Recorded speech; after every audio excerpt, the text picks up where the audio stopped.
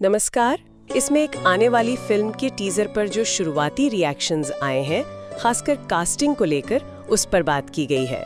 तो चलिए देखते हैं इसमें क्या दिलचस्प बातें निकल कर आई हैं। सबसे पहले रणबीर कपूर की बात करते हैं जो राम बन रहे हैं। टीजर में बस एक तीर चलाते हुए ही उनकी स्क्रीन पर जबरदस्त उपस्थिति महसूस हुई। एक तरह की डिवाइन ऑरा जैसी, शांत भी और शक्तिशाली भी। भाई क्या प्रेजेंस है। ये शब्द प्रेजेंस, ऑरा काफी मायने रखते हैं ना। बिल्कुल।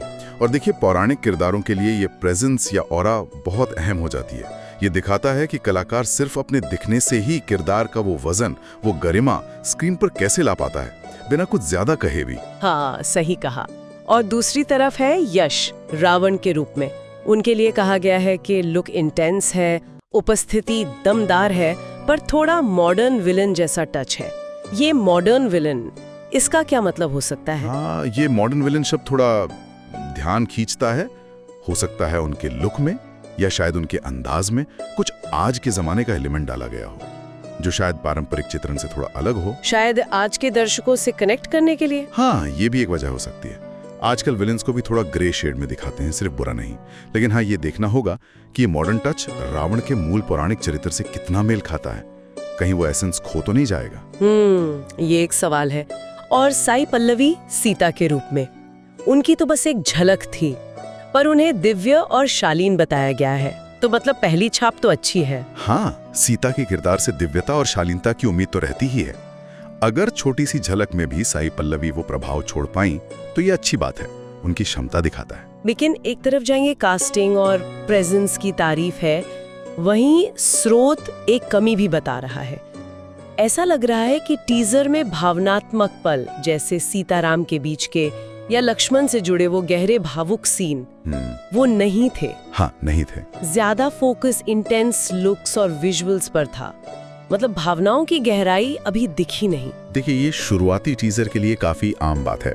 अक्सर पहला मकसद होता है बस एक जोरदार विजुअल इम्पैक्ट बनाना, उत्सुकता जगाना। अच्छा। एक्शन, इंटेंसिटी, भव्यता, ये चीजें तुरंत ध्यान खींच लेती हैं। भावनात्मक गहराई वाली बातें शायद बाद के ट्रेलर के लिए या फिल्म के लिए रखी गई हों। तो मतलब ये जानबूझकर किया गया फैसला हो सकता है, विजुअल्स पहले। बहुत मुमकिन है। महाकाव्यों पर फिल्म बनाते वक्त भव्यता दिखाना जरूरी तो होता है, पर रामायण जैसी कहानी का जो कोर है, जो आत्मा है, वो तो भावनाएं हैं, रिश्ते हैं, नैतिक दुविधाएं हैं। बिल्कुल। उस सिर्फ विजुअल ग्रैंडियोर पर निर्भर रहना थोड़ा रिस्की हो सकता है। भव्यता और भावना के बीच सही संतुलन साधना वही असली चुनौती है। सही कहा। तो कुल मिलाकर देखें तो रणबीर, यश, साई पल्लवी की उपस्थिति ने तो एक अच्छा पॉजिटिव माहौल बनाया है।